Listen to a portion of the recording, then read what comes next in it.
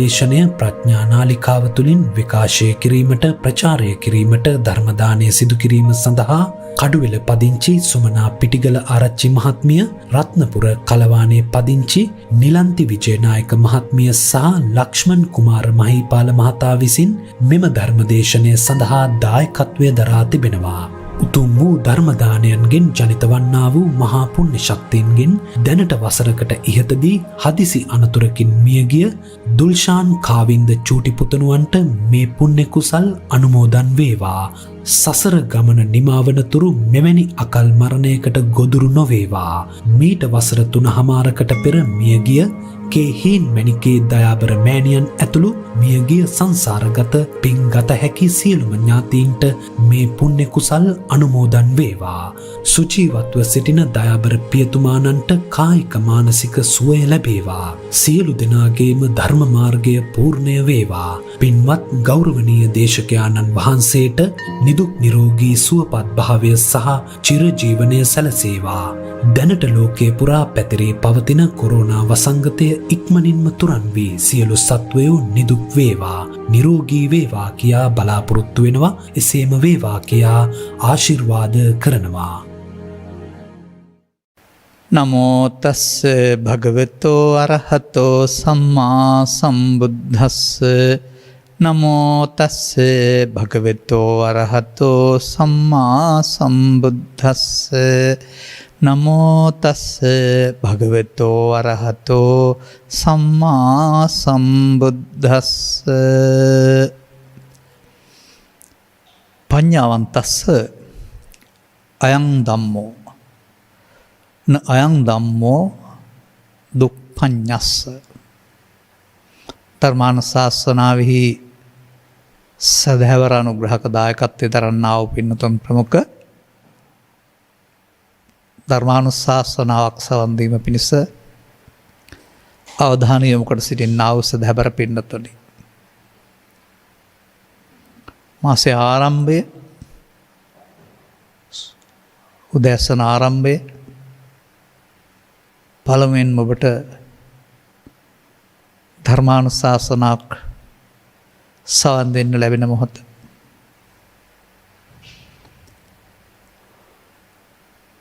දවස සුබ වෙන්න කියලා උදේට මුණ ගැහෙන ඔක්කොමත් පතනවා, ප්‍රාර්ථනා කරගන්න ලබනවා. තම තමන් සිතන පතන ආකාරයෙන්. අපි සුබ වෙන්න කියලා පතනවා නම් ඒ ගැඹුරු අර්ථය ධර්මයේ සරණින්. මා කැමති මේ කාලය ඔබ පිළිබඳ සරල කරුණක් පැහැදිලි කරන්න.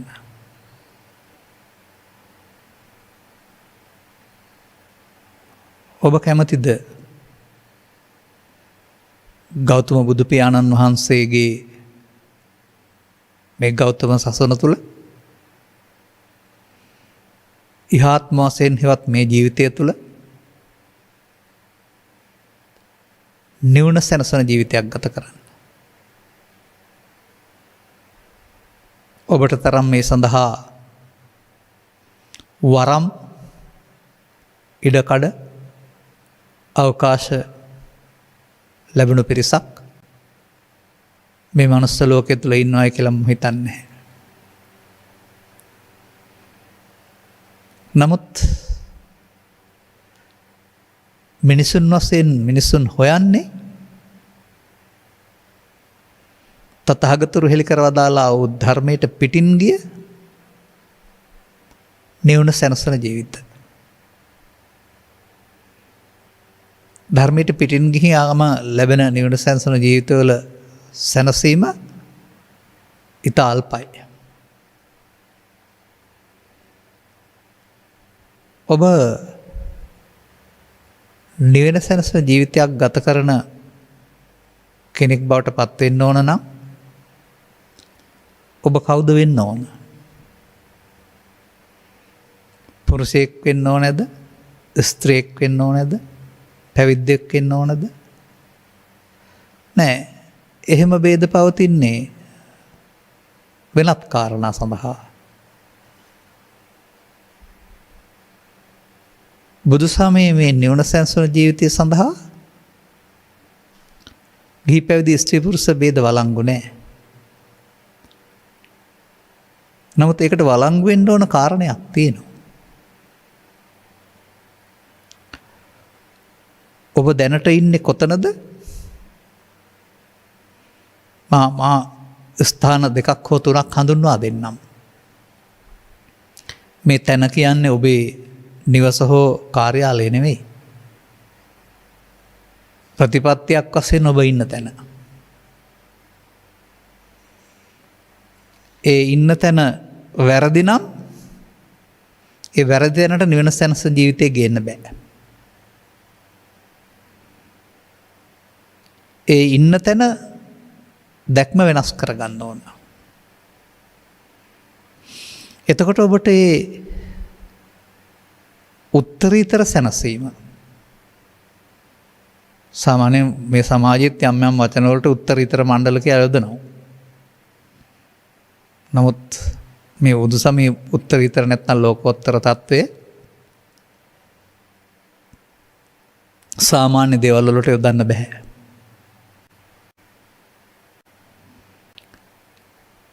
බලන්න මම මේ ගත්ත මාතෘකා පටය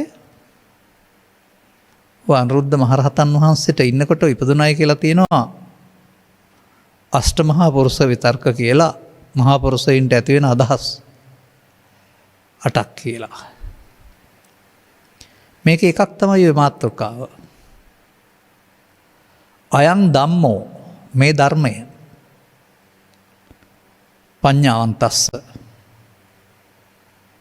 ප්‍රඥාවන්තයින්ට න අයං ධම්මෝ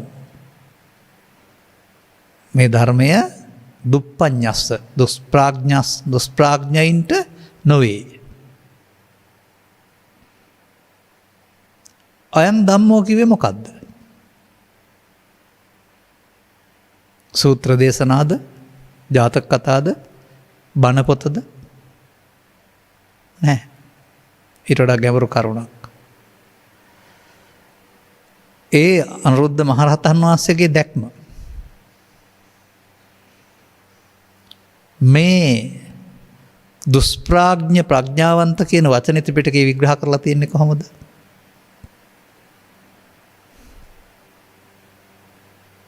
දුෂ්ප්‍රඥායයි කියනු ලැබේ. දුප්පඤ්ඤෝති උච්චති. කොපමණකින් දුෂ්ප්‍රඥෙක් වෙනවාද? දුෂ්ප්‍රඥායනු අනුවන තැනැත්තායයි. තැනැත්තායි. නප්පජානාති දන්නේ නැහැ කියලා කියනවා.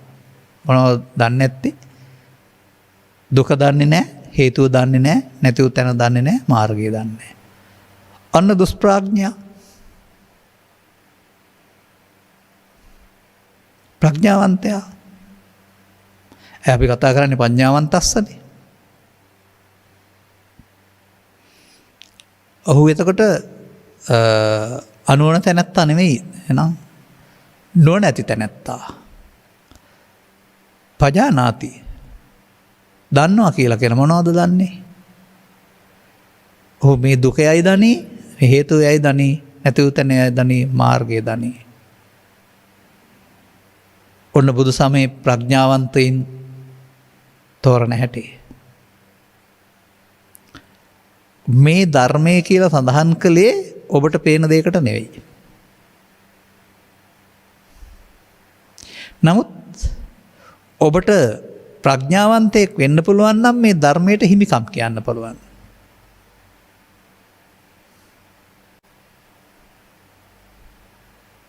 එවිට කුමක්ද ඔබේ භූමිකාව? වර්තමාන ඔබේ භූමිකාව කුමක්ද? මම මෙහෙම පැහැදිලි කරන්නම්. බුදුරජාණන් වහන්සේගේ කාලේ මිනිමරු භූමිකාවේ අම් අය හිටියා. චෝරඝාතක භූමිකාවේ අම් අය හිටියා. හොරු මරණ. එහෙම නැත්නම් හොරකම් කරන අයගේ භූමිකාවේ හිටියා අම් අය.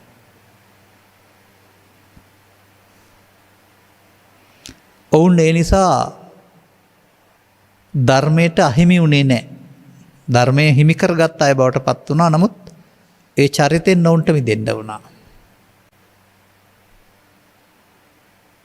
තවත් අය හිටියා. ඔය චෝර නැත්තම් දුෂ්චරිත පැත්ත වෙනුවට සුචරිතවත් පැත්තේ. ඔවුන්ට සුචරිතය අතහරින්න උනේ නැහැ. නමුත් ඔවුන්ගේ දැක්ම වෙනස් කරන්න වුණා දස්සනෙන සම්පන්නව. එතකොටත් ධර්මයට හිමිකම් කියන්න පුළුවන් වුණා. තථාගතතුරු හෙළි කරවදාලා වූ ධර්ම මාර්ගයක් භාවිතා නොකොට චිත්තාභ්‍යන්තරයේ ගවේෂණ කළා වූ පිරිස් හිටියා. යම් යම් දේවල් සොයාගත්තා. ඒ හොයාගත්ත ටික ඔක්කොම එකතු කරගත්තොත් දිබ්බ සක්කු දිබ්බචෝත පරචිත්ත විඥාන පුබ්බේ නිවාස ඥාන මනෝමය ඉර්ධිද ඥාන ආදී කොට ඇති බොහෝ දේවල්. එක දෙයක් ඔතනින් බැහැර කරන්න වෙනවා ආසවක්ඛේ ඥානය. ඒක නෑ. ඔවුන්ට හැබැයි කොතරම් සංසංසීමක් හම්බ වෙලා තිබුණත් ලෝකෝත්තර සංසීම හිමි වුණේ නෑ. ඒක ලෞකික දෙයක්. බුදු සමයෙන් පෙන්වන මාර්ගඵල වලින් ප්‍රත්‍යක්ෂ කටයුතු ධර්මය. ඔන්න ධර්මය. හැම වෙලා තිබුණේ නැහැ. ඔවුන්ටත් බුදුවරයෙක් ඉස්සරහා තමන්ට වැරදිලා තියෙන තැන තේරුම් අරගන්න පුළුවන් වෙලා ඒක අතහරින්න පුළුවන් වුණා නම් ධර්මයට හිමිකම් කියන්න පුළුවන් වුණා. එම අතීතයෙන් කතා කළේ. වර්තමානයෙන් කතා කරමු. මේ සමාජයේ ඉන්නවා ආත්මාර්ථකාමීන් කියලා කොටසක්. මේ ආත්මාර්ථකාමීන් කියන එකේ තේරුම ඔබගේයි තමන් ගැන පමණක් හිතන කියලා නෑ. ඊටත් ගැඹුරින් මම පැහැදිලි කරන්නේ. ඔවුන්ට අවශ්‍ය සකීය පහසුව පමණයි. අනිත් අයට තමන් නිසා මොනම කරදරයක් හිරිහැරයක් දුකටපත් වීමක් මරණයක් සිදු වුණාට ඒවා වැදගත් නෑ. මොවුන්ට කියනවා නියත මිත්‍යා දෘෂ්ටිකයන් කියලා. ඔවුන්ට මෙලොව පරලොව පිළිබඳව මනෝහිතවාදය පිළිබඳව රාජ්‍ය දේපල හොරා කෑම පිළිබඳව ඕවා පිළිබඳ ප්‍රශ්නයක් නැහැ.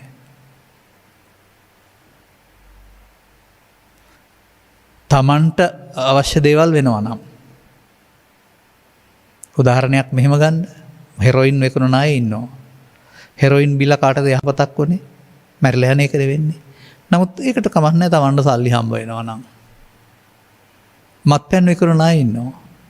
ආයුර්වේද නම් තියෙනවා පොඩ්ඩක් කොණ්ඩමගේ අම්මම් අසනීපෙට උදරේ තියෙන. ඒ අරුණාම අධිකාරම්තුමා පෙන්වන්නේ මොළයේ සෛල විනාශ වෙන්නේ නැතුව ගන්න පුළුවන් ටිකක්වත් නැහැ කියලා.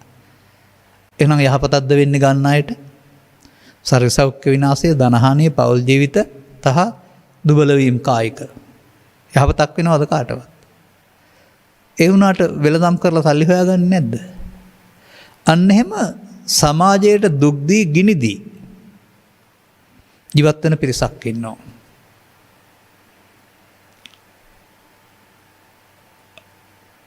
පදවියෙන්, ඇඳුමෙන්, යාන වාහන වලින් ප්‍රභූවරු වෙන්න පුළුවන්.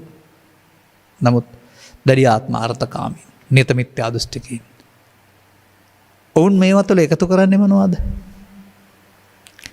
ඒ අන් අයට මුකුත් වුණාට කමක් නැහැ, මොනවා වුණත් කමක් නැහැ කියන එක තුළ එකතු කරන જાති වලට කියනවා ලෝභ දේශ මොහ කියලා. ජීවත් වෙන්න ගිහින් චිත්තාභ්‍යන්තරයේ ලෝභ දේශ මොහ දැඩිස වඩවන අය නියත මිත්‍යා දෘෂ්ටිකයින්. මේ අපි කියන ධර්ම දේශනාවකටවත් සවන් දෙනවද දන්නේ නැහැ. අහම්බෙන් හරි සවන් දුන්නොත් හොඳයි. අර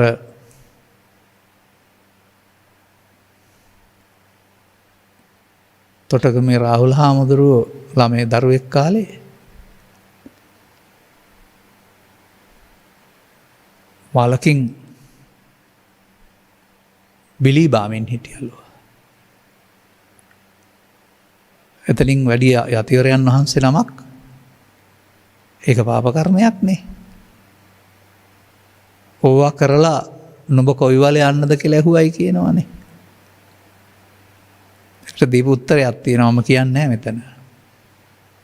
උන්වහන්සේගේ අර්ථය පව් කරලා අපාය පැත්තට යන්න නේද හදන්නේ කියන එක. උත්තරේ ඒක නෙමෙයි. ඒ බුද්ධි ස්වභාවය නැත්තම් ඒ කාලේ පවා ඒ පෙන්න බුද්ධි ප්‍රභවය පෙන්වන උත්තරයක් තියෙන්නේ කටකාරකමට හරි.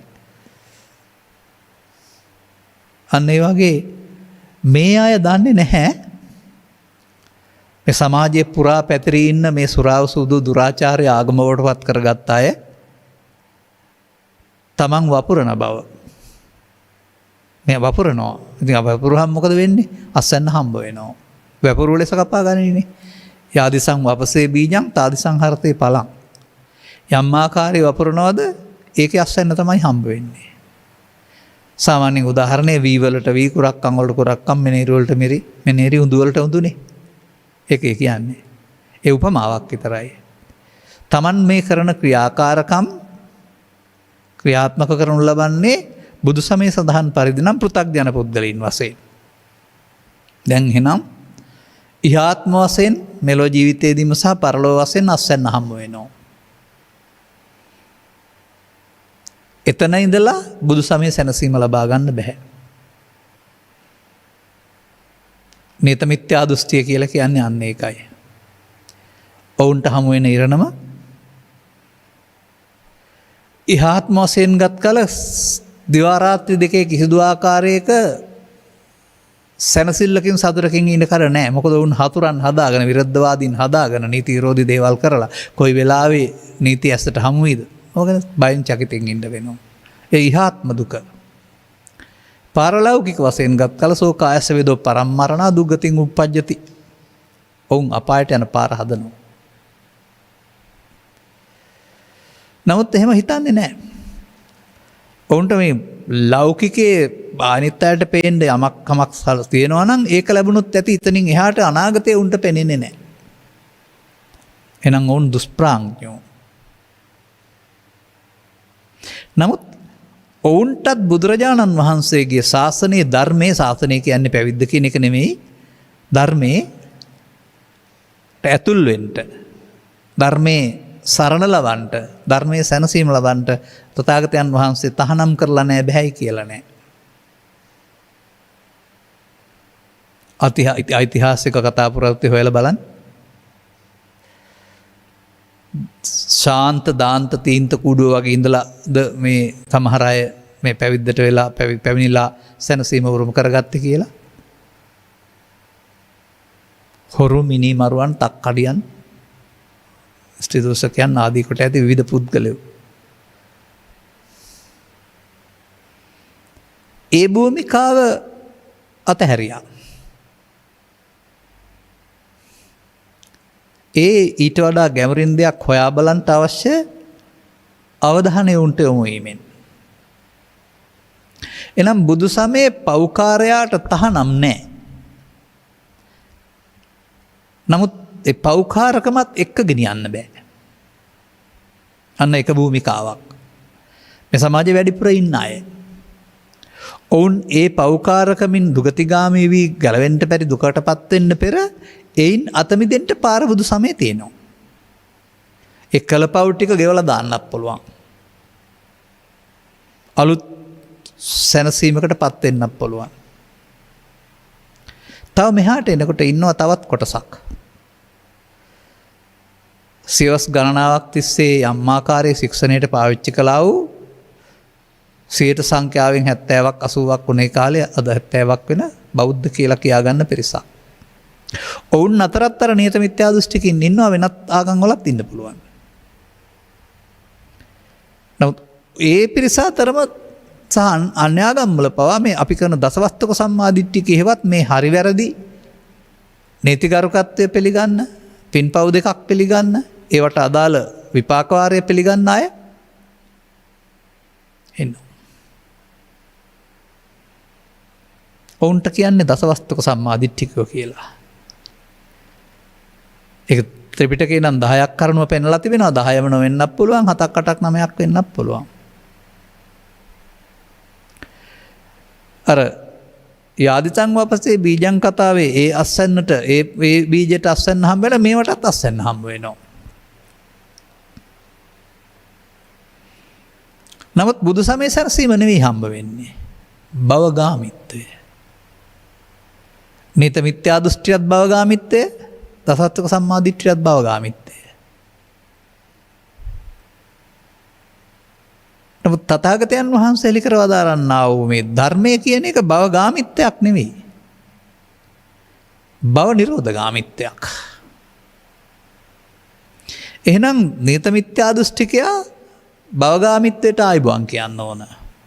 දසත්වක සම්මාදිට්ඨිකයා භවගාමිත්වයට ආයිබුවන් කියන්න වෙනවා. එවිට ඔහු කවුද වෙන්න ඕනේ එහෙනම්? අරකින් ගත්තනම් අර පාපකාරී පුණ්‍යකාමී ධානගාමී ඉන්දියානු සමාජයෙන් ගත්තොත්. ධානගාමීන් අද ඉන්නවා නම් ඔය වනාන්තරයේ එක්කෙනෙක් දෙන්නෙක් තමයි ඉන්නව ඇත්තේ. අර දෙපැත්ත තමයි ඉන්නේ. මොවුන්මයි ආර්ය පුද්ගලයන් බවට පත් වෙන්නේ. වෙනම ආර්ය පුද්ගලයෝ කියලා කොටසක් නැහැ. මොවුන්මයි මේ දැක්ම වෙනස් කරන්නේ. අන්න ඔබ මේ කොටස් දෙකට අයිති කෙනෙක් නම් ඔතන ඉඳලා බෑ. මේ ශික්ෂණය ආර්ය ශික්ෂණයක්. ආර්ය කියන උසස් කියන අර්ථයක්. මේක බුදුන් වහන්සේ පහළ වෙන විට ලොව නොතිබුණ ප්‍රතිපදාවක්. පළවැන්නා උන්වහන්සේ ඊට පස්සේ ශිෂ්‍ය පරපුරක් ඇති කළා. ශිෂ්‍ය පරපුර පැවිද්ද පමණක් නෙමෙයි හිටියේ, ගිහි පැවිදි ස්ත්‍රී පුරුෂ ભેදයෙන් තොරව. නමුත් ඒ ශිෂ්‍ය පරපුරේ දීප්තිමත්භාවයේ දෙවුන් සැසුන් ස්වභාවය අතීතයට සීමා වෙනවා. ඒක පුරා වස්තුවක් පමණක් බවට පත් වෙනවා. ඒ සඳහා භාවිතා කළා වූ ධර්ම න්‍යායන් පුස්තක තුළ පවතිනවා. ප්‍රතිඵලලාභීන්ගෙන් හිස්සුන ජීවිතයක් ලංකාවේ ගත වෙනවා කලක් තිස්සේ. ඒ ප්‍රතිඵලලාභීන්ගේ ජීවන රටාව පිළිබඳ ඇහැට දකින්න විදිහක් නැහැ. ඒව තිබෙන්නේ මවා පෙන්වන ලද පුදුම දේවල්, විස්මිත දේවල්. ඒ ආශ්‍රයෙන් හිතාගත්ත බෞද්ධකමක් තමයි මනුස්සයින්ට තියෙන්නේ. සෝවාන්වත් උඩින් යන්න ඕන. පහත් වෙනවා කියන්නේ අහසින් යන්න පුළුවන්කම, 이르දිය තියෙන එක. එහෙම තමයි ලෝකයා හිතන්නේ. 이르දියක් තියෙනවා, ඒකට සමෘද්ධිය කියලා කියන්නේ සමෘද්ධ වීමක්. නමුත් ජාතක පොතට ගිහින් බලන්න. ගෙවල් දොරවල් අතහැර කාමයන් යටපත් කර වනාන්තරගත වුණා රජවරු තාපසවරු දැන් වඩා නැත්තම් කසින වඩා ලෞකික ධානය උපදවාගෙන කාලක්‍රියාවකට බඹලෝ ගියා. ඒ බුද්ධෝත්පාදේද නෑ අබුද්ධෝත්පාදේ. ඒ බඹලෝ ගියාට ඔය කියන දිවස දිවකන පරචිත්ත විඥානේ පුබ්බේ නිවාස ඥානේ සේරමත් අඩු වැඩි වශයෙන් තිබුණා. එහෙනම් ඒවා බුදු සසුන කියලා පිළිගන්න ඕනේද? ඒ එකකින්වත් ඔවුන් සසර ගමන නිමා කළාද, දුක් නිමා කළාද? නැහැ. ඔවුන්ට මොනවද දිනු කළත් සිත දිනු කිරීම ඇරුණාම අර දුෂ්ප්‍රඥ බවෙන් මිදෙන්න බැරි වුණා, ප්‍රඥාවන්තයෙක් වෙන්න බැරි වුණා.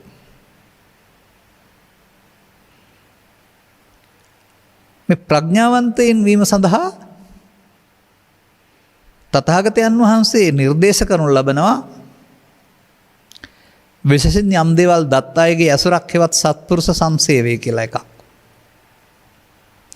ඒ සඳහා ඔබේ සිත සකස් යුතු ආකාරය පිළිබඳ තේරුම් ගන්නා මාවත හෙවත් සද්ධර්ම ශ්‍රවණය කියලා එකක්. මේ ඔබට පිටින් ලැබෙන්න ඕන. අර පෞකාරයටයි පින්කාරයටයි ධානලාභින් වෙනවා නම් එයාටයි ඔක්කොටම ලැබෙන්න ඕන. මේ දෙක. මල් කැකුලක් මෝරා යවිදින් පිපෙන්න ඉර එළිය වැටෙන්න ඕන. නැත්තම් පිපෙන්නේ නැහැ. අනේ වගේ මේ සත්‍ය සොයාගත්ත උතුමන්ගේ මඟ පෙන්වීම ලැබෙන්න ඕන.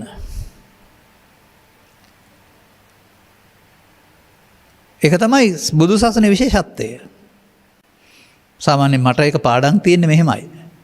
බුද්ධ ආදී මහෝත්තම කල්යාණ මිත්‍ර සේවනය ලැබ. බුද්ධ ආදී සීමාවත් ඉන් එහාට තියෙනවා.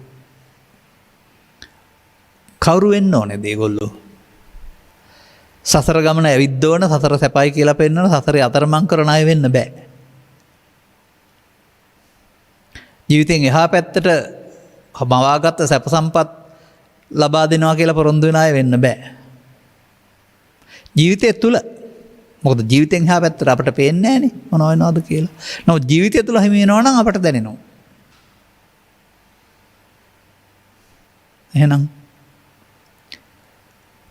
ඔබ කැමති නම් බුදුසමයේ සැනසීම හිමි කරගන්න ඔබ ඉන්නේ නියත මිත්‍යා දෘෂ්ටියෙන් නම් ඒක අතහරින්න ඕන. ඔබ ඉන්නේ දසවස්තක සම්මාදිට්ඨිය නම් ඒකත් අතහරින්න ඕන. දසවස්තක සම්මාදිට්ඨිය අතහරිනවායි කියන්නේ හොඳ වැඩ අතහරිනවා නෙවෙයි. ඔබ කවුරු වෙන්න ඕනේද? ආර්ය සම්මාදිට්ඨිකයෙක් වෙන්න වෙනවා. අන්න එයාට පේන දෙයක් තියෙනවා. අන්න පඤ්ඤාවන්තස්ස කියන්නේ ඒක තමයි. දැන් ධම්මෝ හොයාගනිමු අපි. අයන් ධම්මෝ.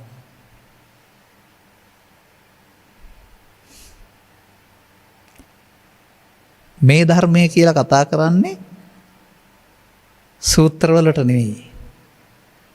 ජාතක කතාවලට නෙවෙයි. පොත්වලට නෙවෙයි.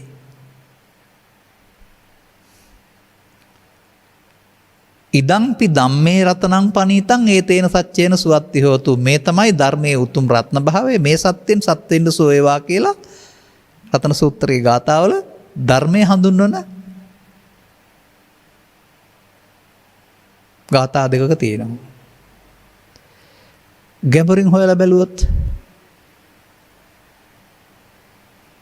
අපි ඒකට කියමු නිර්වාණ ධර්මය කියලා. නිර්වාණය නැමැති ධර්මය. අන්න මිනිසුන්ට උරුම වෙන්න ජීවිතය තුළ උරුම වෙන්න ඕන දෙයක්. එහෙම තේරුම් ගන්න ඕන. පරිනිබ්බුතෝසෝ භගවා පරිනිබ්බානාය ධම්මං දේශේති. එහෙනම් උන්වහන්සේ අවුරුදු 35 දී ඔය කියන උත්තරීතර සැනසීමට හිමිකම් කියලා දුකක් නැති ජීවිතයක්. ලෙඩ තිබුණාට, මහලු වීම තිබුණාට, ශරීරය අතහැරීම තිබුණාට අපි කතා කරන ඔය ලෙඩවීම, මහලු වීම, මරණ දුක් එහෙම තිබුණේ නැහැ. මොකද ඔය ලෙඩවීම, මහලු වීම, මරණේ දුකයි කියලා නෙමෙයි පෙන්වන්නේ. බුදුසමය උගන්වන්නේ පංච උපාදානස්කන්ධය දුකයි කියලානේ. පංච උපාදානස්කන්ධය කියන එකෙන් මිදෙන්න පුළුවන් නම් අර ලෙඩවීම, මහලු වීම, මරණේවත් එහෙම වෙන්නේ නැහැ. අන්න මේ නියත මිත්‍යා දෘෂ්ටිකයට මේ පංච උපාදානස්කන්ධය කියන එක තේරෙන්නේ නැහැ. දසත්වක සම්මාදිට්ඨිකයට පංච උපාදානස්කන්ධය තේරෙන්නේ නැහැ. නියත මිත්‍යා දෘෂ්ටිකයා පාපගාමී ප්‍රතිපදාවේ යමින් ඉන්නවා. දසත්වක සම්මාදිට්ඨිකයාත් ආත්ම දෘෂ්ටිය තුළ භව සුගතිගාමී ප්‍රතිපදාවේ යමින් ඉන්නවා. එනම් හඳුනා ගන්න. තථාගතවරු ලෝ පහළ වෙන සමාජයේ සියලු දෙනා භවගාමීන්. භවගාමීන් කියන්නේ ඇයි? ගාමී, ගගනගාමී, ශීඝ්‍රගාමී. ගාමීන් කියන්නේ ගමන යන අය. භවගමන මිනිස්සුන්ට පේන්නේ නැහැ. ජීවිතය තුළ මරණයටපත් වෙනවා විතරයි පේන්නේ. එතනින් එහා පැත්තට කැමැත්තක් තියෙනවා තව කල් ඉන්න. හින්දා කැමැත්තෙන් බලනවා. ඒ නිසා බුදුවරු නොනැසින් දැක මේ ඉන් එහා පැත්තට ජීවිතය විග්‍රහ කරනු ලබනවා.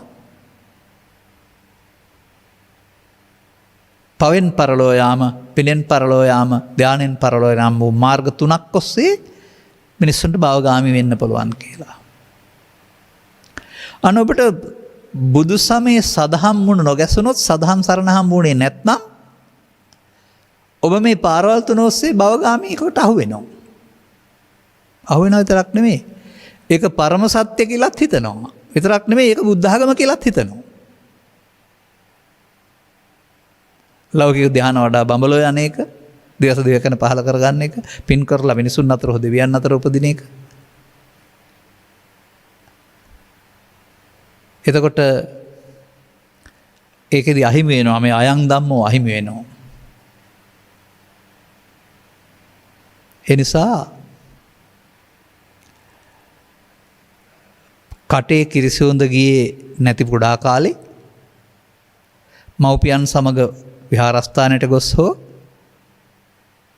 පාසලේ හෝ තවත් තැනකදී ඔබට මේ සම්ප්‍රදාය තුළ අර වෙනත් ආගම්වල උපදිනකොට මේක ආගමට බඳවන ක්‍රම තියෙනවා වගේ ඔබට තෙරුවන් සරණ වචනෙන් ගත කරනවා වාචික සරණාගමනය. ධම්මං සරණං ගච්ඡාමි.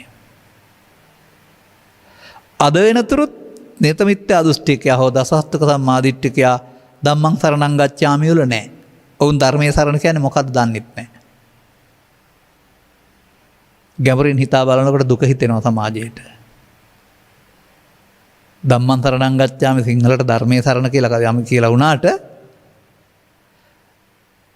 අපට වැටහෙන ආකාරයට නීත මිත්‍යා දෘෂ්ටිකයා හෝ දසස්තක සම්මාදිට්ඨිකයා හෙවත් පෘථග්ජනයා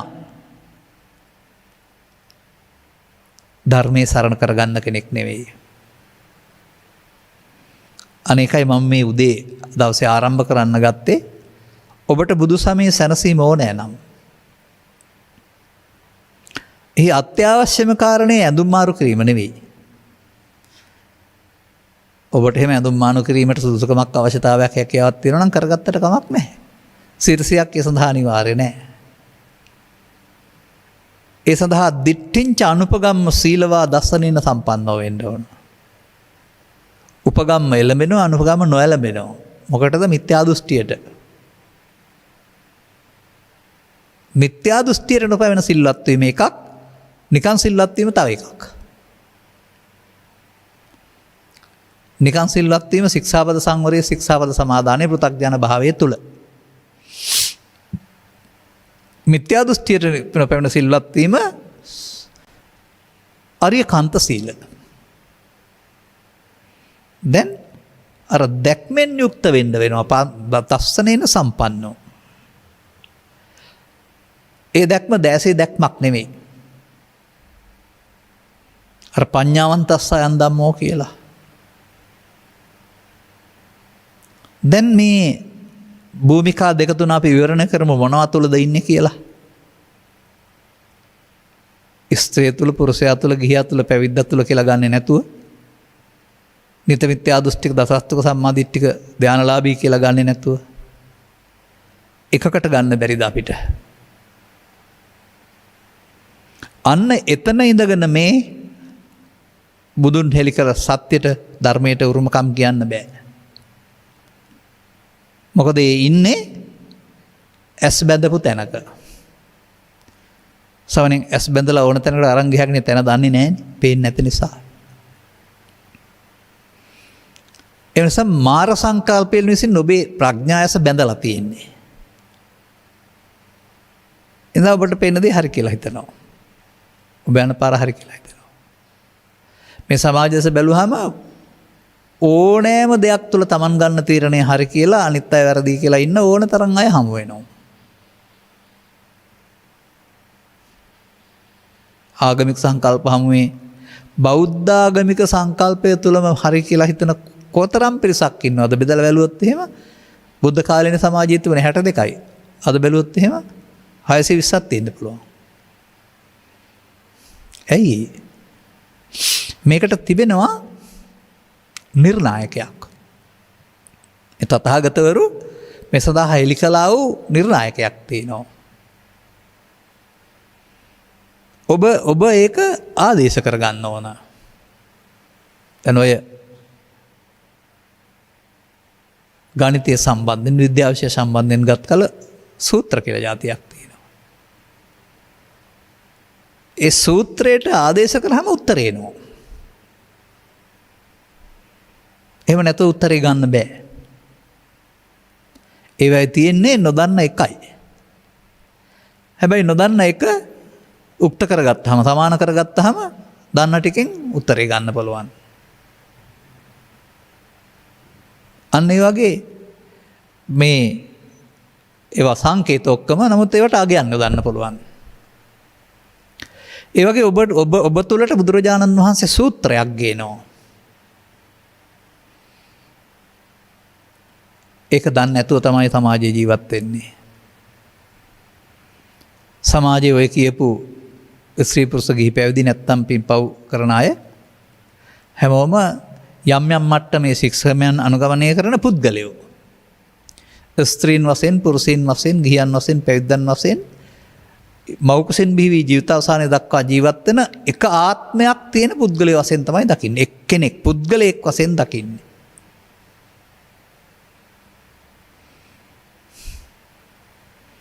මේ දැක්ම වැරදි. ඔබට එහෙම පෙනුනට ඒක වැරද්දක් තියෙනවා. ඒක තමයි දස්සනෙන්න සම්පන්න වෙන්න ඕන කියලා කියන්නේ. මගේ උදාහරණයක් තියෙනවා. ළමා කාලේ මම දකිනවා. ඉර පායා බැහැලා යනවා. හෙටත් ඉර පායලා බැහැලා යනවා. අපි එහෙම මෙතනම ඉන්නවා. ඒක ගහක්වත් එහෙම ගිහින් නැහැ. ගමේ තේරමත් එහෙම තියෙනවා. ඉර තමයි යනවා පේන්නේ. ඔබටත් එහෙම පේනවනේ නේ. තාරකා විද්‍යාව හරි සූර්යග්‍රහ මණ්ඩලය හරි නැත්තම් හදාarලා බලන්න. මොකද වෙන්නේ කියලා? පල් බොරුවක්. ඉර යනවා අපි ඉන්නවා කියන එක පල් බොරුවක් නේ. ඉර ඉන්නවා අපි වටේ කැරකෙමින් අවුරුද්දට සැරයක් ඉර වටේ රවුමක් යනවා. පේනවද? ඇහැට පේන දෙයම බොරුවක්. එහෙනම් ඔබ තුළ පුද්ගලයෙක් ඉන්නවා කියලා පේන එක ගැඹුරින් හදාරන්න. නියත පුද්ගලයෙක් ඉන්නවා නම් පුද්ගලයෙකුට නියත ආත්මයක් තියෙනවා නම් එහෙනම් ඒක බුදුරජාණන් වහන්සේට නැති කරන්න බෑ. ආත්මය කියන පදේ ආගම් වල තිබුණාට බුදු සමයේ ආත්ම දෘෂ්ටිය කියලා කියන්නේ. දෘෂ්ටිය කියන එකේ තේරුම තියෙන එකක් නෙවෙයි. තියෙනවා කියලා හදාගත්ත මතයක්. අන්න දැන් ඔබ එහෙනම් කවුද වෙන්න ඕන? මේ ධර්මයට උරුමකම් කියන්න අර භූමිකා දෙකේම ඉඳලා හරියන්නේ නැහැ. ඒ දෙකට වඩා හොඳ භූමිකාවක් තියෙනවා. අන්න ඒක තේරුම් ගැනීමේදී නියත මිත්‍යා දෘෂ්ටිකයත් ප්‍රඥාවන්තයා වෙනවා, දසවස්තක සම්මාදිට්ඨිකයත් ප්‍රඥාවන්ත වෙනවා, ධානලාභියත් පරලෝකෙහින් නැත්නම් ප්‍රඥාවන්තයා වෙනවා. එතකොට පඤ්ඤාවන්තස්ස අයං ධම්මෝ ඒකට හිමිකම් කියන්න පුළුවන්.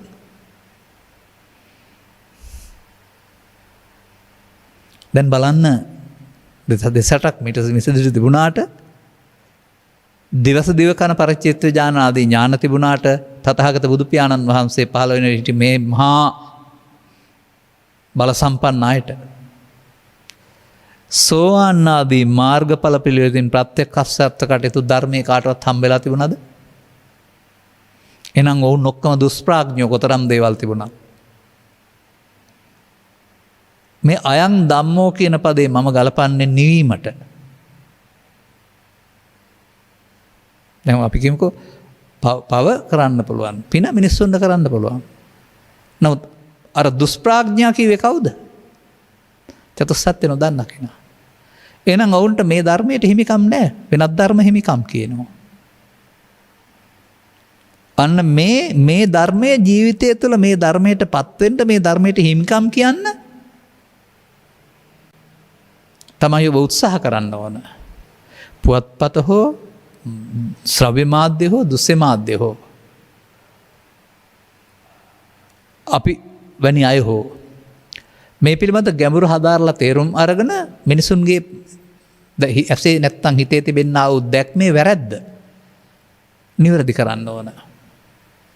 ධර්මස් දේශනා කිරීමම යනු දැක්මේ වැරදි ටික පෙන්වා දී නිවැරදි කිරීම.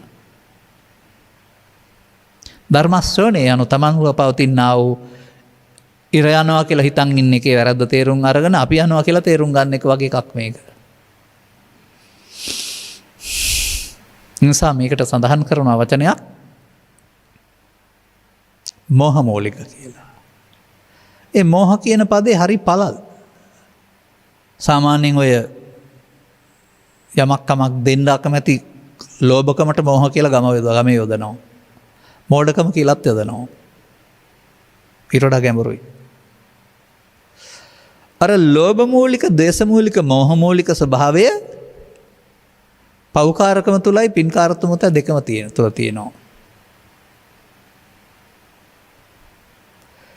ධානලාභීත්වය තුළ ලෝභ මූලිකත්වයේ දුර්ලභකමත්වයේ නැති වෙලා නැහැ, යට වෙලා තියෙනවා. හැබැයි මෝහ මූලිකත්වයේ තියෙනවා. එහෙනම් අන්න අපි ළඟ පවතිනා වූ දුර්වලකම් ටිකක් මේක කය නෙමෙයි තියෙන්නේ. කය තියෙනවනේ මරුණෙන් පස්සෙත් ඔවා තියෙන්නේ නැතේ. මේවා සිතේ තියෙන්නේ. සිතේ තියෙනවා කියන එකේ තේරුම අවුරුදු ගාණක් තියෙනවා කියන එක හැමදාම තියෙනවා කියන එක නෙමෙයි. සිත මහ පුදුම වස්තුවක්. වස්තුවක් කියන වචනේ වැරදි සමහර විට වචනයක් යොදමු අපි. එය වහා ඇති වී නැති වෙන එකක්. කාටවත් නවත්තන්න බැරි එකක්. අන්න දැන් මේ හොයාන යන්නේ කවුද? ඔබව. ඒ හොයාන යනකොට ඔන්න දැන් බුදුවරු පෙන්වන දේ ඔබට හමු වෙනවා. ඔක්කොටම හරි. ආගමක් ඒකට නැහැ. මිනිසා යනු ස්ත්‍රී පුරුෂ ගිහි පැවිදි ભેදයෙන් තොරව ඇහි කනේ නාසයේ දිවේ කයේ කියන දොරවල් පහේ එකතුවක්. ඊට අමතරව වුන් විසින් එකතු කරගන්න කාරණා අනුව පෞද්ගලිකව හදාගත්ත කල්පනා ලෝකයක් මනෝලෝක සහිත කෙනෙක්. කයේ පවතින පස්දර උදව්වෙන් හදාගන්නා වූ සිතක්. මෝඩකමට සිත තියෙන්නේ කොහෙද කියලා මගෙන් ඉස්සර ඇහුවා සමහර අය. සිත කොහෙවත් තිබිලා එනවත් නෙමෙයි කොහාටවත් යනවත් නෙමෙයි තියෙනවත් නෙමෙයි. ඒ හේතුන්ගේ ඵලය වශයෙන් ඇසේ කනේ නාසයේ දිවේ කයේ නැත්තම් මනෝද්වාරේ හට ගන්නවා හටගෙන නැතිලා යනවා. එහෙනම් තියෙනවා කියන්න බෑ. අපිට ජීවිත අවසානයේ නැසීමක් පෙවුනට සිත වේගයෙන් නැසෙනවා. ඒක ඔබට ඇත්ත ආගම් ભેදකින් තොරව ඇත්ත. මේකට පාලියෙන් වචනයක් තියෙනවා ලහු පරිවත්තං. ලහු කියන එකේ තේරුම ඉතා වේගවත් කියන එක. පරිවත්තං කියන එකේ තේරුම වෙනස් වෙනවා කියන එක. ඒ නිසාම තමයි සමාජයේ මං වෙනස් වෙන්නේ නැහැ කියලා කොට ඕන කෙනෙක් වෙනස් වෙන්නේ. අවංක භාවය ආදරය එක එක පුද්ගලයෝ මම කවදාවත් වෙනස් වෙන්නේ නැහැ කිව්වට එයා දැන් හරි වෙනස් කියලා කියන්නේ. ඒ අර සුලි කුණාටුවකට එල්ල වෙන තර්ජනයට අනුව ඒකේ ගමන් කරන ප්‍රදේශය වෙනස් වෙනවා වගේ ගමන් මාර්ගය වෙනස් වෙනවා වගේ Tamanට එකතු වෙන බලපෑම් මත ඔහුගේ චින්තනය වෙනස් වෙනවා. ඉස්සරට වඩා නරකයි, ඉස්සරට වඩා හොඳයි, ඉස්සරට වඩා ලෝභයි, ඉස්සරට වඩා සැරයි. කයෙන් එක පේන්නේ අපට. නමුත් අර සිතේ වෙනස් වීම. මෙන්න මේ සිතේ වෙනස් වීම ළමා කාලේ සිට මහලු කාලය දක්වාම අසංවේදී වීමක් සිදු වෙනවා. මේකට බුදුරජාණන් වහන්සේ වදාරන්නේ මිනිසා දුකටපත් වෙනවත් පිරිහෙනවා කියලා. ඒ පිරිහීම ධනෙන් පිරිහීම නෙවෙයි. මනුස්සකමෙන් පිරිහීම. වර්තමාන සමාජයට මුහුණ දෙන්න වෙලා තිබෙනා වූ ලොකු තර්ජනයක් තමයි මේ මනුස්ස රූපයේ තිබුණාට මනුස්සකමෙන් පිරිහීම. ඔය මව්පියන් මහමග දමා යාමෙන් දරුවන් අතරමඟ දමා යාමෙන් දරුවන්ට හෝ තවත් අයට අතවර කිරීමෙන් එළිවෙන්නේ ඔය මිනිසා තුළ ඉන්නා වූ මුර්ගයාගේ ලක්ෂණ. මිනිසා තුළ සැඟවීගත් මුර්ගයා එළියට එන එකේ ලක්ෂණ.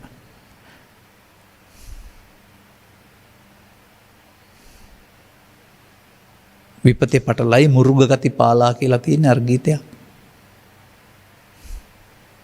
එනිසා මිනිස් සමාජයේ ශාරීරිකව මිනිසුන් වුණාට චිත්තාභ්‍යන්තරගත ලෝභය දේශය මොහය බලවත් වීම තුළ බලවත් වෙන්නේ මුර්ග ගති. ආන් එතකොට අපි ආත්මාර්ථ කියලා කාමී කියලා කියනවා. මේ මිනිස්කම සුවඳක් නාහෙට දැනෙන එකක් නෙමෙයි. ඒ ක්‍රියාකාරකම් තුළ සමාජයට දැනෙනවා මිනිස්කමේ සුවඳ. එනිසා මේ බුදු සමයෙන් පෙන්වනු ලබන්න හදන්නේ මිනිසා ඉතුරුකොට මිනිසාගේ දුර්ගුණ මරා දැමීමක්. මේ දුර්ගුණ විසින් තමයි ධර්මයේ වහලා තියෙන්නේ. දුර්ගුණ ටික වනසා දාන්න මිනිස්සුන්ට තේරෙන්නේ නැහැ. මිනිස්සුන් දුර්ගුණ බලවත් කරමින් ඉන්න අය. මේ දුර්ගුණ ටික වනසා දමනකොට සැබෑ මිනිස්කමක් මතුවෙනවා.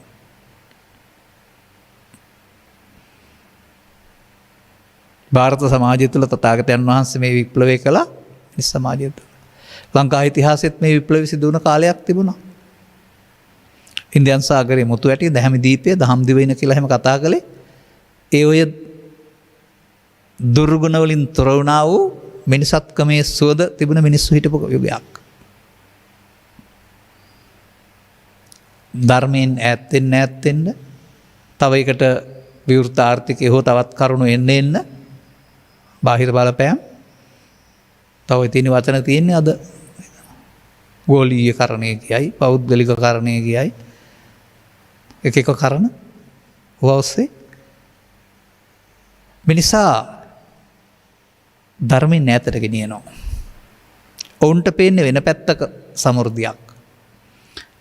සර්වපිත්තල ලෝකයක අතරමං වී මැරුණාම එතනින් එහාට එකේ පාරක් නැහැ කියන එක තේරෙන්නේ මහලුණෙන් පස්සේ.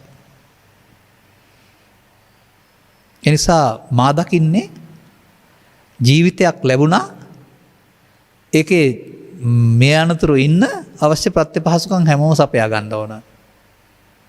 අපි එකට කතා කරනවා චීවර පිණ්ඩ පාත සේනාසන ගානපත්ති කියලා ඔබත් කියන්නේ ඉතින් ඒකට වෙනත් නම් වලින් ඒවා අවශ්‍යයි. ඒක හොයා ගන්න ඕන නැත්නම් කවුරු හරි දෙන්න ඕන. එපමණද ජීවිතය කියන්නේ. ඔය ටික හොයලා කාලා මැරලා යන එකද ජීවිතය කියන්නේ. සත්තුත් ඒක කරනවානේ. ඔක අක්ක එහෙම උදේ නැගිටලා කෑම හොයන යනවා. වඳුරොත් එහෙම උදේ නැගිටලා කෑම හොයන යනවා. රැය වෙනකොට ආයෙත් පොළට එනවා. කොන්ද කෙලින් තියා ගන්න පුළුවන් දිනුව මොලයක් ඇති මිනිස්සුන්ට ඊට වඩා එහාට හිතන්න වෙනවා. අන්න එතකොට තමයි අපි අර කතා කරගෙන ආපු එක ඉතුරු ටික ඔබට තේරුම් ගන්න කාලය ගන්න වෙන්නේ.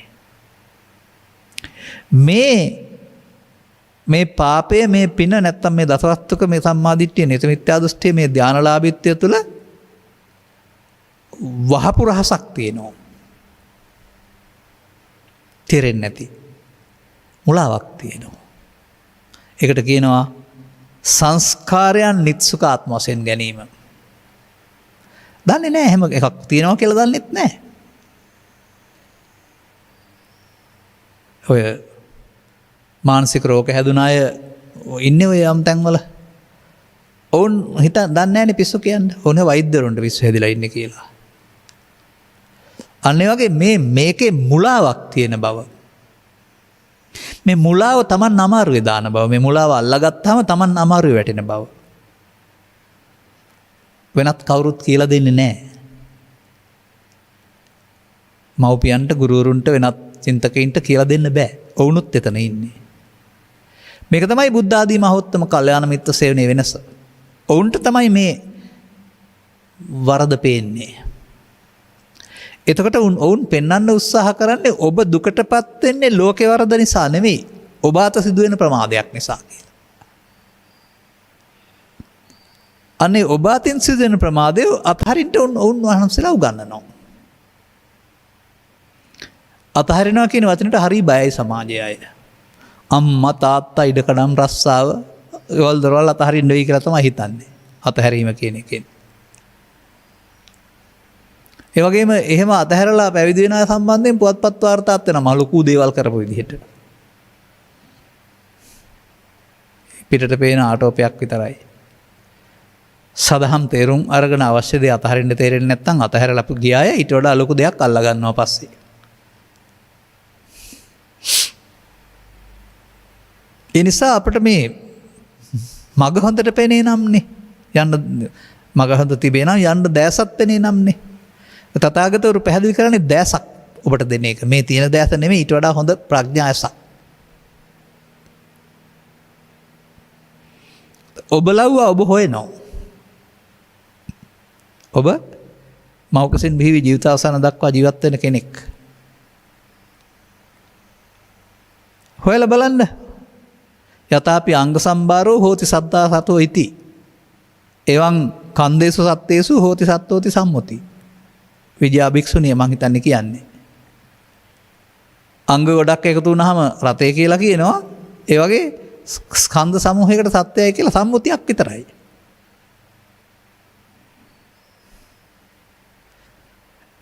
සම්මුතිය තුළ තථාගතයන් වහන්සේ වදාළ වචනයක තියෙනවා නිස්සත්තෝ නිජ්ජීවෝ ශුඤ්ඤෝ. සත්වයක් නෙමෙයි ජීවයක් නෙමෙයි ඉවන් ශූන්‍යයි කියලා. ඒ මොකද්ද? ඔබ සත්ව සංකල්පේ නෙමෙයි දින්නේ. ඒ නිසා ඔබට පවෙන් පරලෝ යාමක්, පිනෙන් පරලෝ යාමක්, දිව්‍ය ලෝක යාමක්, බඹලෝ යාමක් තියෙනවා. කවුරු හරි යනවා. සත්ත්ව සංඥාව තුළ පැවැත්ම තියෙනවා. නමුත් ඔය ධර්මය හම්බ වෙනකොට ධර්මයේ සරණ යනකොට සත්ත්ව සංඥාව අතහැරෙනවා. ඒ තිබුණ නිසාද නැත්නම් ඒක දෘෂ්ටියක් නිසාද? මේ නිසා ඔබට මේ ඉන්න භූමිකාව තුළ මෞපිය භූමිකා එහෙම තිබුණාවයි පංචශීලයේ සිට උපසම්පදා සුද්ධ දක්වා සීල භූමිතාවත් එහෙම තිබුණාවයි අමතරව දෙයක් ඉගෙන ගන්න ඒවා සමගම තවත් සීලයක් තියෙනවා ඒක ආර්යකාන්ත සීලය. තවත් දැක්මක් ඉපදීමක් මැරීමක් තියෙනවා ඒක පංචස්කන්ධ ඉපදීම මැරීම. අන්න ඒක දැනගන්න. ඒක දැනගත්තහම ඒකේ ඔබට අයිති පැත්ත වැරදි එකක්. ඔබ ඉන්නේ පංචස්කන්ධයේ නිත්සුකාත්මයේවත් පංචස්කන්ධයේ ආත්මේ. ඔබට ඒ නිසා උරුම වෙන්නේ නැහැ ධර්මය. ධර්මය වෙනුවට කර්මයේ සරණ තමයි හම්බ වෙන්නේ. පංචස්කන්ධයේ ආත්මය තුල අපාය යන්න පුළුවන්. පංචස්කන්ධයේ ආත්මය තුල මිනිසුන් වෙන්න පුළුවන්. පංචස්කන්ධයේ ආත්මය තුල දෙවියන් වෙන්න පුළුවන්. පංචස්කන්ධයේ ආත්මය තුල වෙන පැත්තකට බ්‍රහ්මයින් වෙන්න පුළුවන්. මිනිසාට ඒක තුල පැති 4ක් විතර හොයාගත්ත හැකියි. ඒ ඔක්කොටම කියන නම තමයි භවගාමී. දැන් ඒ භවගාමී ප්‍රතිපදාවෙන් බුදුරජාණන් වහන්සේ හොයලා බලමු උන්වහන්සේ භවගාමීෙක්ද?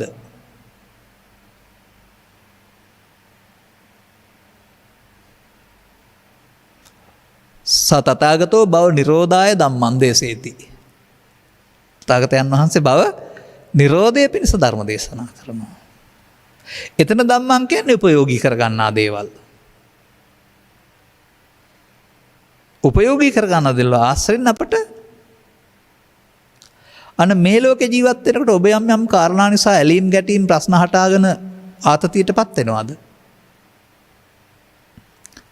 ඔය එකකවත් බලපෑමක් නැති දැනක ඉන්න පුළුවන් ධර්මයේ සරණින්. ධර්මයේ සරණ කරගන්න ඕන. ධර්මයේ හරීම විවෘතයි. ඕන කෙනෙකුට හිමි කරගන්න පුළුවන්. අසීමිතයි. කිසිම ලෝභකමක් නැතුව ලබා දෙනවා. නමුත් ඒක පඤ්ඤාවන්තස්ස ප්‍රඥාවන්තයින්ට. එහෙනම් ඒක කොමක් වශයෙන්ද දැනගන්න ඕන?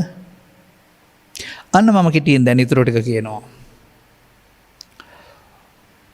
පංච උපාදානස්කන්ධය ඔබ ළඟ තියෙනවා. ඔබ තේරුම් ගන්න පංච උපාදානස්කන්ධය පරිහරණය කරනසු ඔබ දුක් විඳිනවා.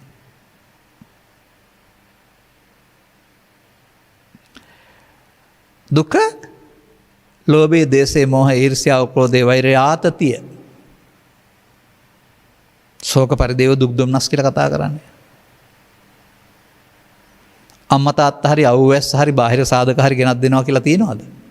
ලෝකෙ පිටියන්නේ එහෙම තමයි. ලෝකේ කාරණය තමයි කරන වැඩ තමයි අපිට දුක් ගෙනත් දෙන්නේ කියලා.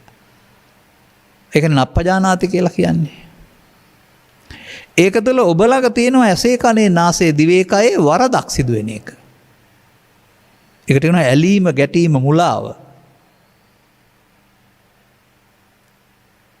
එමත් නැත්තම් තව ටිකක් එහාට ගිය වචනොත් කියනවා රූප ශබ්ද ගන්ධ රස පොට්ටබ්බ ධම්මත් කියලා තණ්හා හයක්. දැන් හරි. තණ්හාය ජායති සෝකෝ තණ්හාය ජායති බයං. ඔබට තියෙනවා නම් සෝකේ බය තමයි හමු වෙන්නේ.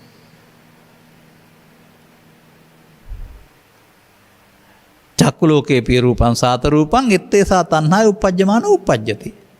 එහි තමයි මිනිස්සුන්ගේ ප්‍රිය මිහිරි බව පවතින අරමුණුත් එක්කලා ඒකේ තණ්හාව හට ගන්නවා. උපජ්ජමානෝ උපජ්ජති උපදන්නේ නම් උපදී නිවසමානෝ නිවසති වාසය කරනනම් වාසය කරයි. අන්න ධර්මයේ සරණ නැහැ. ධර්මයේ සරණ වෙනකොට පහියමානෝ පහියති. ඒ ධර්මයේ සරණට යන පාර. නැති වෙනවා නම් නැති වෙනවා. අන්න ඒ විදිහට මේක පෙන්වන්න උත්සාහ කරනවා ලෝකයේ තියෙන කාරණා පුංචි ප්‍රත්‍යපමණයි. ලාභාලාභ සැප දුක් නින්දා ප්‍රශංසාව මොනවා හරි බාහිර ලෝකේ සාධක ප්‍රත්‍යපමණයි. ප්‍රත්‍ය ඔබව සක්‍රිය කරනවා ඔබ ළඟ පවතින හේතු නිසා. ඔබ තමයි සිතෙන් දුකට හේතු රැස් කරන්නේ. දුක පංච උපාදානස්කන්ධයේ හේතුව තණ්හාව. නැති වූ තැන මොකක් නැති වූ තැනද? තණ්හාව නැති වූ තැන. අම්මා තාත්තා හරි ඉඩකඩම් හරි බාහිර වස්තු හරි අටලෝ දහම හරි නැති වූ තැන කියලා පෙන්නලා තියනවාද?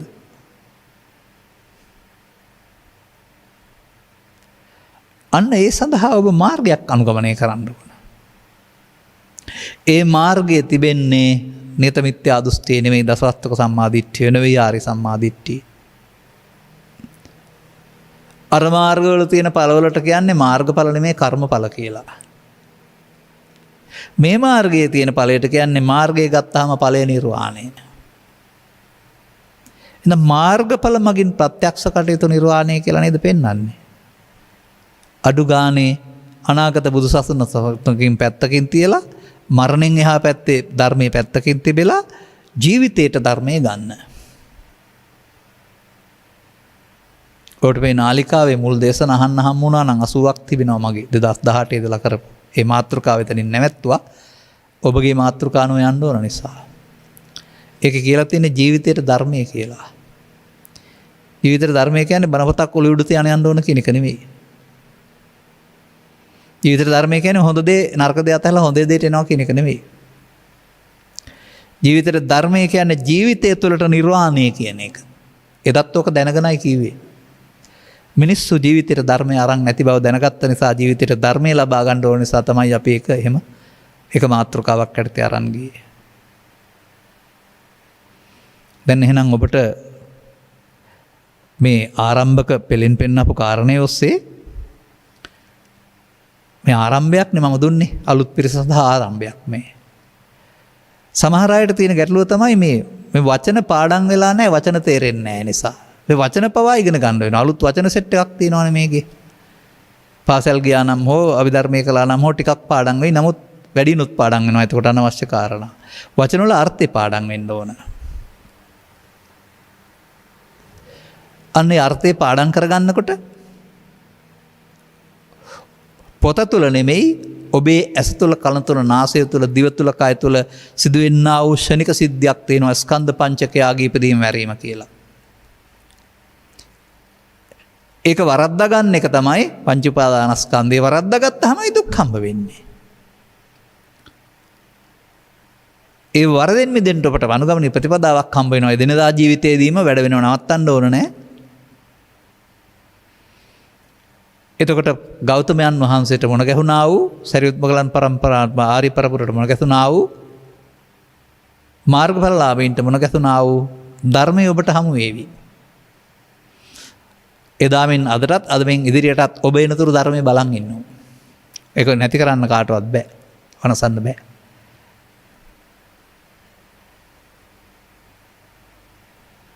එනිසා එකට කියනවා ආගතං ඉමං සද්ධම්මන්ති කියලා. සද්ධර්මයට පැමිණීම. මේ කතාව තුළ මීට වඩා මම මේක විග්‍රහ කරන්නේ නැහැ. නමුත් ඉදිරි දේශනා තුළ විවිධ පැතිවලින් පැහැදිලි කළා මේක. දහම් පෙළවල් ගොඩක් තිබෙනවා. මෙතෙන් ධර්මයට යන්න අවශ්‍ය පෙළ දහම තමයි සූත්‍ර දේශනා කියලා කියන්නේ. අන්නේ පෙළ දහමක් තේරුම් අරගෙන ඔබ මේ අතිදීර්ඝ සංසාර ගමනේ යනකොට එක්තරා භූමියකට මේ ඇවිත් ඉන්නේ මිනිසත් බව නැමැති මේකේ සංසාර භූමි ගොඩක් තියෙනවා. එතනින් ලබාගත හැකි ප්‍රතිඵලය ලබා ගන්නට අවධානය යොමු කරන්න. වෙනත් තැනක ඒක ලබා ගන්න බෑ කියලා දෙන්න කෙනෙක් නැහැ. අන්න දහම් මැස පාදාගෙන මීට වඩා සමාජයට මෙහෙවරක් කරන්න බැරි වද වේදනාවක් නැති ලබාගත් මිනිසත්කමේ උපරිමයේ ඵලය නෙලා ගන්න පුළුවන් මිනිසුන් බවට මේ සමාජයේ බහුතරයක් පත් කරන්න ඕන. ඒ පත් කිරීමට මෙම කරුණු පැහැදිලි කිරීම උපනිස් වේවා හේතු ආසනාව වේවායි කියලා ප්‍රාර්ථනා කරමින් අපි මේ කරුණු පැහැදිලි කිරීම මෙතකින් අවසන් කරනු ලබනවා. ධර්මානුශාසනාවේ සදහබර ආයකත්වය කඩුවෙල පදිංචි සුමනා පිටිගල ආරච්චි මහත්මිය, රත්නපුර කලවානේ පදිංචි නිලන්ති විජේනායක මහත්මිය සහ ලක්ෂ්මන් කුමාර මහිපාල මහතා විසින්. අරමුණු අතර දැනට වසරකට ඉහතදී හදිසි අනතුරකින් මියගිය දුල්ෂාන් කාවින්ද චූටිපුතණුවන්ට මෙම ධර්මදානමය පුණ්‍ය කර්මයේ පුණ්‍ය ශක්තියින් අනුමෝදන් වේවා, සසර ගමන නිමා වෙනතුරු මෙවුදු අකල් මරණයකට ගොදුරු නොවේවා කියලා ප්‍රාර්ථනා කරනවා. මේට වසර 3මාරකට පෙර මියගිය කේ හීන්මැණිකේ දයාවර මෑණියන් ඇතුළු මිය පරලෝකියා වූ සංසාරගත පින්ගත හැකි මොහොතත් අනුමෝදන් විය හැකි. ඔය ගන්නවා කියන එක සහ දෙනවා කියන එකට වඩා අනුමෝදනයේ වචනේ අර්ථය ගැලපෙන්නේ. සිල්ව ඥාතීන් මෙම පින් අනුමෝදන් වේවා. සුජීවත්ව සිටින දයාවර පියතුමන්ට කායික මානසික සුවය ලැබේවා. සියලු දෙනාගේම ධර්ම මාර්ගයේ පූර්ණේ වේවා. පින්වත් ගෞරවනීය දේශකයන් වහන්සේ නිදුක් නිරෝගී සුවපත් භාවයේ සහ චිර ජීවනයේ සැලසේවා. දැන් ලෝකේ පුරා පැතිරී පවතිනා වූ කොරෝනා වසංකතයට තිත්ත තබන්නට මම නම් වචන යොදන්නේ එහෙමයි. ඉක්මනින් තුරන් වී සියලු සත්වයෝ නිදුක් වේවා නිරෝගී වේවා. ප්‍රාර්ථනාව හොඳයි. අනුගමනීය ප්‍රතිපදාවක් තුළ ඔවුනොවුන්ට බෝන කිරීමෙන් සහයෝගය ලබා දෙමු. තමන් ආරක්ෂා වීමෙන්. ධර්ම දේශනාව සඳහා මූල්‍ය දායකත්වය දරා ධර්ම දේශනා කරවා ගැනීමෙන් ධර්ම දාණයෙන් ධර්ම ශ්‍රවණයෙන් ජනිත කරගත්තා වූ අවබෝධය ආනිසංස මත පිහිටා පරලෝසෙපත් ඥාති වර්ගය ගෞරවයෙන් සිහිපත් කරන්න අවශ්‍ය කෙනෙක් පින් අනුමෝදන් කරගනිත්වා අකල් මරණයටපත් නොවේවා මතු උපදිනා භවයක මිනිසත් බව ලබා මේ බුද්ධ ආදී මහෝත්තම කල්යාණ මිත්‍ර සේවනයේ ලැබති ලක්ෂණීය කමර වටහාගෙන නිවන සැනසෙන මංපෙත විවර කර ගනීවායි ප්‍රාර්ථනා කරන්න. අනුග්‍රහක බවතුන් වශයෙන් ඔබටත් ධර්ම ශ්‍රවණය කළ හැම දිනාටමත් මේ සරල කරුණ වල ගැඹුරට යන්න අවශ්‍ය අදහස ඇතිවීම තුළ ඉහාත්ම වශයෙන්ම නිදුක් නිරෝගී සුව චිර ජීවනයේ ලැබී රැකිය ආදී කටයුතු අනාගත බලාපොරොත්තු ඉටු වී රෝග පීඩා දුරු වී කල්යාණ මිත්‍ර සේවනයේ ලැබී ත්‍රිලක්ෂණයේ හෝ මරණ සත්‍ය වැනි දහම් කරුණක අනුගමනීය ප්‍රතිපදාව වටහා ගන්නට ලැබීම තුළින් ධර්මයට පැමිණෙන්නට හේතු වාසනා වේවායි සාදු කියලා අදිෂ්ඨාන කරගන්න. සබ්බීතියෝ වජ්ජන්තු සබ්බ රෝගෝ විනස්සතු මාතේ බවත් අන්තරායෝ සුඛී දීඝායුකෝ භව. හැම දිනාටම තෙරුවන් සරණයි. මෝහක්ඛයෝ නිබ්බානං